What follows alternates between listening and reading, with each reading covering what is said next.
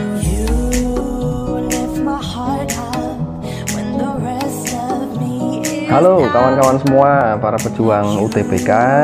Nah, kesempatan kali ini kita bertemu lagi. Kita bahas sebagai beberapa soal sih. Ini beberapa soal sebenarnya pekerjaan rumah saya ini. Barangkali nanti bisa buat referensi dari pekerjaan kawan-kawan semua, dan bisa jadi bahan untuk teman-teman menyelesaikan soal-soal terkait dengan UTBK, TPS, pengetahuan kuantitatif. Nah, 3 soal di sini kita nanti akan bahaskan tentang yang pertama ada bangun ruang dimensi 3. Sini tentang dimensi 3 maksudnya berarti geometri. Lalu yang kedua tentang pemahaman grafik berkaitan dengan kecepatan. Berarti nanti kita main dengan kecepatan, waktu, dan jarak. Lalu yang berikutnya adalah bentuk soal kebenaran pernyataan terkait dengan pertidaksamaan nilai mutlak. Oke, langsung kita mainkan di soal yang pertama tentang dimensi 3. Nah, di sini ada kubus ABC DEFGH. Kalau kita gambarkan secara visual gambarnya, kita gambarkan dulu kubus tersebut. Oke, kita anggap gambarnya ini sesuai dengan kubus yang sebenarnya ya. Iya, karena mungkin ini saya gambar agak mencong-mencong. Oke, ABCD EFGH. Oke, di situ kita EFGH kita namakan. Dan dengan panjang rusuknya A, oke kita anggap ini panjang rusuknya di situ sebagai A panjangnya. Kemudian ada titik P dan Q di mana masing-masing terletak di tengah-tengah AB dan CD. Berarti P-nya ada di tengah-tengah AB dan CD. Oke, itu ada PQ ada di tengah-tengahnya. Sedangkan R merupakan titik perpotongan EG dan FH. Kalau kita gambarkan, kita kasih warna lainnya. Di sini berarti ada EH, FH dan EG. FH, EG dan EFH. Titik perpotongannya adalah R, artinya di situ adalah titik tengah sisi dari EFGH sebenarnya, titik tengahnya tuh ada titik R. Lalu kita akan mencari atau ditanyakan adalah jarak titik R ke titik EPQH. Berarti dari sini kita melihat bahwa EPQH ini adalah suatu bidang datar bentuknya persegi panjang. Oke, kita gambarkan dengan warna merah di sana. Kita akan mencari jarak antara titik R dengan bidang itu. Nah, teman-teman, ketika kita mencari jarak berarti ada suatu proyeksi dari titik R ke bidang tersebut secara tegak lurus. Jatuhnya di mana? Nah, paling penak kita main dengan dimensi 3 adalah kita ambil dengan kita bantuan menggunakan ini. Kan R kita hubungkan ke bidang PQHE atau EPQH itu kan pas di sini tengah-tengah juga nih. Ini pas di tengah-tengah juga. Lalu kita tarik juga ke sisinya EH di situ. Nah, nanti kita hubungkan di sini. Nah, ini adalah suatu proyeksi titik yang bisa kita mainkan untuk mencari proyeksinya titik R ke bidang EPQH itu. Di mana? Ya ini kita tarik ke sini, tegak lurus dia. Nah, ini tegak lurus di sini. Jadi jaraknya adalah itu. Jadi jarakan paling deket ya, dan tegak lurus di proyeksinya di situ. Nah, oke, dari situ kita misalkan aja panjangnya adalah misalkan di sini si K, misalkan K, terus ini L. Artinya teman-teman melihat di situ ada suatu segitiga KLR, ya enggak? Kalau kita pindahkan segitiganya di sini adalah segitiga KLR, siku-sikunya di R, ya kan? Siku-sikunya di R tuh. Kalau kita gambarkan berarti segitiganya gini. Nah, ini siku-siku di R. Terus ini adalah L, ini adalah K. Nah, LR kita sudah tahu berapa setengahnya A, ya kan? Dia setengahnya. RK ini, nah dia tahu juga nih, berarti panjangnya adalah A. Nah, artinya jarak antara R ke LK ini, nah R ke LK ini kan sama saja jarak ke R ke bidang EPQH tadi. Kita namakan misalnya adalah M. Nah, ini RM yang akan kita cari, ini siku-siku juga. Nah, caranya gimana? Artinya kita membutuhkan suatu konsep dari menghitung luas segitiga bisa. Kita cari dulu panjang LK berapa. LK-nya berapa dulu nih. Ya kan? Nah, LK adalah sisi miring dari segitiga LRK. Caranya gampang. Kalau kita memainkan dimensi 3 ya, kita bisa menggunakan ngitung. Teman-teman bisa ngitung pakai Pitagoras. Atau cara cepatnya adalah tinggal gini aja. Dibikin nilai A ini, dibikin sama dengan bilangan pokoknya setengah. setengah A, ini gitu. Setengah A artinya kan ada setengah akar 1A.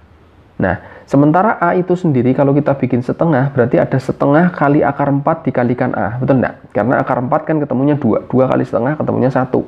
Nilainya itu. Kenapa dibuat gini? Biar sama nih, sama-sama punya angka setengah. Sehingga LK-nya di sini bisa kita cari langsung pakai setengah juga. Nah, tinggal kita, karena ini sisi miring ya, artinya tinggal kita jumlahkan aja akar 4 sama akar 1 tadi. Berarti ada setengah akar 5 kalikan A. Itu adalah LK.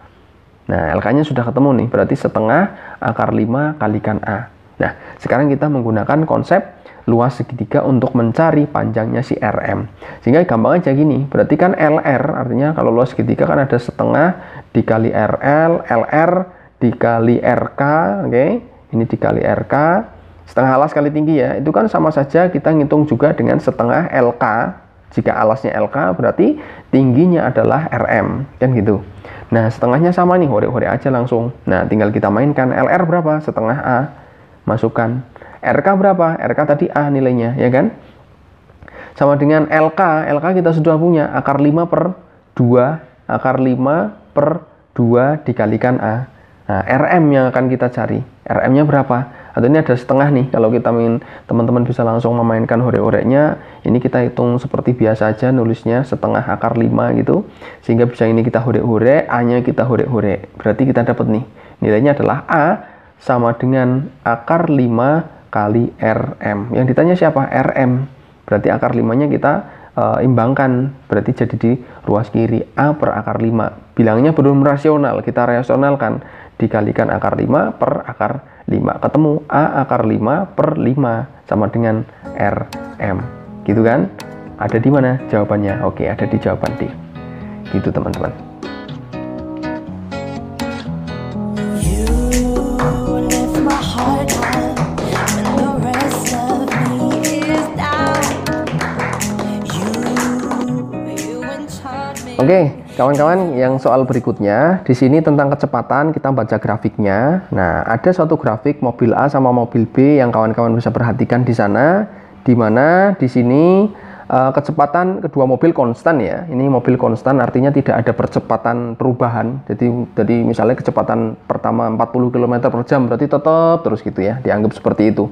Nah, mobil A berangkat pukul 7.30 sesuai dengan grafik yang ada di sana. Sedangkan mobil B berangkat pukul 8 lebih 10. Ada di sini, mobil B berarti ada di grafik yang berwarna hitam dan mobil A berwarna merah. Nah, kalau kita lihat secara sekilas grafiknya di situ, artinya ada suatu perbedaan kecepatan di mana pada akhirnya ada satu titik di sini perpotongannya. Dia adalah titik di mana mobil B dapat menyalip mobil A. Ini adalah titiknya nih. Mobil B dapat menyalip mobil A. Artinya mobil B itu lebih kencang daripada mobil A dalam kecepatannya. Nah, teman-teman pahami dari konsep kecepatan. Jadi gini, dari pertama kecepatan kita bisa biasanya ya mainkan dengan konsep jarak kecepatan sama waktu nih, JKW. Artinya kalau kita dari sini mencari waktu, berarti waktu itu siapa di bawah nih? Berarti ada suatu jarak yang dibagi dengan kecepatan. Pertama itu. Kemudian karena ini adalah saling menyusul, jadi teman-teman bisa langsung pahami konsepnya ketika nanti teman-teman dapat soal tentang susul menyusul. Ini menggunakan ini aja, artinya waktunya itu adalah karena menyusul, artinya ada selisih jarak terlebih dahulu. Mana jarak selisihnya adalah yang di sini. Dari pukul 7.30 sampai 8.10 itu adalah merupakan selisih jaraknya. Jadi di sini yang kita mainkan adalah selisih jarak. Oke, kembali ke sudut kanan atas sama dengan kecepatannya, sama juga selisih kecepatan. Selisih J sama selisih K, ini selisih jarak dan selisih kecepatan. Itu ketika kita akan mencari mencari waktu di mana ada dua kendaraan yang saling menyusul. Itu menggunakan konsep seperti itu. Nah, sekarang kita cari dulu kecepatan dari dua kendaraan itu. Pertama, kecepatan kendaraan mobil A. Kita lihat pukul 7.30 berangkat dan pukul 8.30, oke? Karena kita perhatikan di situ grafiknya terlihat jelas bahwa pukul 8.30 mobil A itu menempuh jarak 60 km. Artinya apa? Waktu 7.30 sampai 8.30 itu adalah 1 jam. Jaraknya adalah 60, berarti 60 per jam.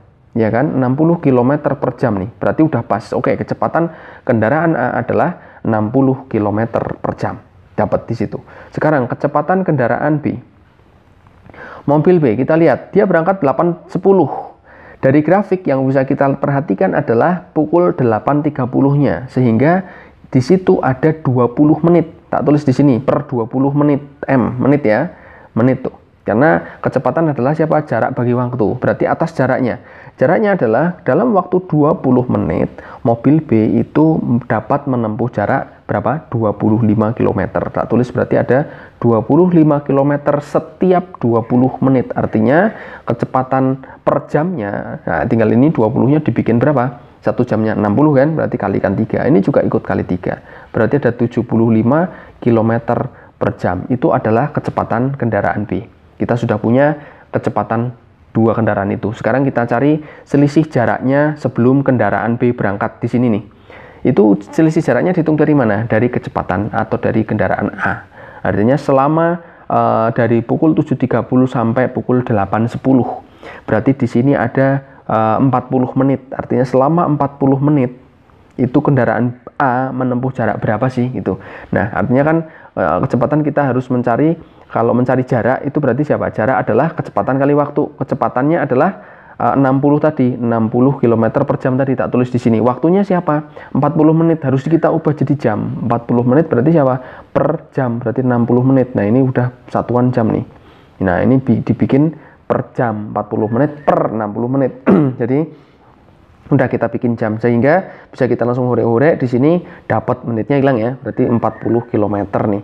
Dapat, artinya kendaraan A berangkat pukul 7.30 itu, sebelum kendaraan B berangkat, dia sudah menempuh jarak 40 km terlebih dahulu. Itu adalah selisih jaraknya. Di sini adalah selisih jarak. Sehingga bisa kita turunkan di sini untuk mencari waktunya. Mainkan di situ ada selisih jaraknya adalah 40 dibagi selisih waktunya ada 60 dan 75. Selisihnya berapa teman-teman? 15. Kita tuliskan 15. Tinggal kita bagi, dapat berapa tuh? Dapatnya adalah 2 ya kan? Sisanya adalah 10 per 15. Ini 10 15 jam. Kita ubah ke menit, berarti ada 2 jam. Nah, ini berubah menit berarti berapa? Kali 60. Dikali 60 berarti ada hore-hore dapat 4. Dapat 4. 4 kali 10 40 berarti 2 jam 40 menit. Iya, 2 jam 40 menit. Nah, dihitungnya adalah waktu mereka berpapasan, artinya dihitungnya dari kendaraan B berangkatnya. Berangkatnya 8.10, berarti 8.10 kita tambahkan. Ada di sini berarti berapa? 10.50 ya kan? Artinya kendaraan B dapat menyusul kendaraan A pada pukul 10.50. 10 jam 10 lebih 50 menit. Gitu teman-teman. Nah, oke kawan-kawan, dan soal yang ketiga di sini terkait dengan pertidaksamaan nilai mutlak. Di mana tipe soalnya adalah kita mencari kebenaran dari 4 pernyataan yang diberikan. Tentu teman-teman sudah pahami bahwa harga mutlak dalam suatu pertidaksamaan yang ada di soal ini, di mana harga mutlak Y kurang dari 1, tentu teman-teman bisa menjabarkan di sini adalah nilai Y itu sendiri kurang dari 1 dan nilai Y itu adalah lebih dari min 1. Kalau kita jabarkan seperti itu. Nah, sehingga nilai-nilai yang ada di sini adalah suatu bentuk pecahan, ya enggak? Suatu nilai-nilai pecahan tuh. Di mana pembilang sama penyebutnya, pembilang yang atas, penyebutnya yang bawah ya, penyebutnya itu lebih gede tuh. Ini pembilang, ini penyebut. Penyebutnya lebih gede, terlepas dari tanda negatif di depan. Karena di sini ada negatif, berarti misalnya ada negatif 2/3, negatif setengah, dan seterusnya. Nah, sekarang kita perhatikan untuk mencari kebenaran dari pernyataan-pernyataan yang diberikan. Pertama, trik yang bisa kita mainkan untuk menyelesaikan soal ini adalah mencari kebenaran dari pernyataan keempat. Nomor 4 kita cari kebenarannya dulu. Ada suatu nilai Y kuadrat kurang dari 1/Y kuadrat. Tentu teman-teman pahami di sini ada suatu nilai Y yang dikuadratkan, ya kan? Semuanya itu akan bernilai positif pada akhirnya. Walaupun tandanya negatif, pasti akan bernilai positif. Pertama itu yang perlu dipahami adalah tandanya selalu positif, di mana Y kuadratnya itu positif. Pertama itu. Terus yang kedua adalah konsep ketika ada suatu pecahan dikali pecahan. Ingat, pecahan dikali pecahan. Ya kan? Di mana setiap pecahan di sini nilainya pembilang sama penyebutnya tadi adalah lebih gede angka yang bawah nih. 3 sama 2 lebih gede 3-nya, setengah 1 sama 2 lebih gede 2-nya. Ini ketika kita kalikan, maka angkanya hasilnya ini, hasil itu akan semakin lebih kecil. Itu akan semakin kecil. Pahamnya itu, semakin kecil. Oke, untuk lebih gampangnya kita langsung ke analogikan soal aja. Misalkan kita ambil nilai y-nya setengah, katakanlah gitu ya. Setengah nih, misalnya nih. Berarti artinya y kuadrat. Setengah kali setengah kan, nilainya pasti akan lebih kecil tuh, 1/4 jadinya. Akan semakin kecil. Nah, lebih dari, kurang dari. 1/, sama juga, y kuadrat berarti 1/4. Nah, di sini ada suatu nilai yang pecahan di mana bawahnya pecahan lagi nih, artinya kan tinggal dibalik lagi, berarti 1/1/4, artinya sama saja 1 dikali 4/1, nilainya berapa? 4. Artinya dari sini kelihatan bahwa 1/4 lebih kecil daripada 4. Benar atau benar? Benar atau benar? Benar, iya, benar. Pertama itu, ketika y-nya positif tuh, setengah. Begitu pula ketika y-nya negatif, misalnya kita ambil negatif 1/3, itu pun akan berlaku. Sama, karena di sini ada proses pengkuadratan. Hasilnya akan jadi positif juga. Seperti itu teman-teman. Jadi pernyataan keempat itu benar untuk setiap nilai y yang diberikan. Jadi bisa kita eliminasi jawabannya. Jawaban A jelas salah, nggak ada 4-nya. Jawaban B jelas salah karena nggak ada 4-nya. Artinya bisa kita horek-horek tuh pilihan A dan pilihan B. Tersisa jawaban C, D, dan E. Nah, untuk berikutnya karena 4 sudah benar, teman-teman bisa langsung ke pernyataan yang kedua. Kita buktikan pernyataan yang kedua. Y kuadrat kurang dari Y pangkat 3. Dari sini pun teman-teman langsung bisa menyimpulkan kenapa Y kuadrat itu nilainya pasti positif. Sedangkan Y pangkat 3 itu nilainya ada 2, bisa positif, bisa negatif. Tergantung siapa Y-nya. Kalau Y-nya kita ambil nilainya negatif, maka hasilnya akan negatif. Kalau Y-nya positif, hasilnya positif. Jelas di sini terlihat bahwa ada 2 kemungkinan yang bisa terjadi. Bahwa nilai Y kuadrat pasti positif, di sini ada 2. Artinya ada 2 kemungkinan, bisa benar, bisa salah. Artinya jelas jawaban nomor 2 jelas salah. Nomor 2 salah artinya kita bisa lihat bahwa 2 salah. Oke, jelas ini semua pilihan salah, semua pilihan benar jelas salah. Udah terlihat jawabannya adalah D. Seperti itu lebih efisien dan lebih efektif teman-teman, dan tanpa membuktikan pernyataan 1 dan pernyataan ketiga. Tapi andaikan teman-teman pernyataan 1 sama pernyataan ketiga mau dibuktikan, silahkan, tidak apa-apa, nanti dibuktikan. Ambil aja satu bilangan tertentu, misalnya y-nya sama dengan bisa katakanlah paling enak y-nya setengah sama negatif setengah, nanti dibuktikan kebenarannya di sini. Ini pun sama, gitu ya teman-teman. Seperti itu, terima kasih.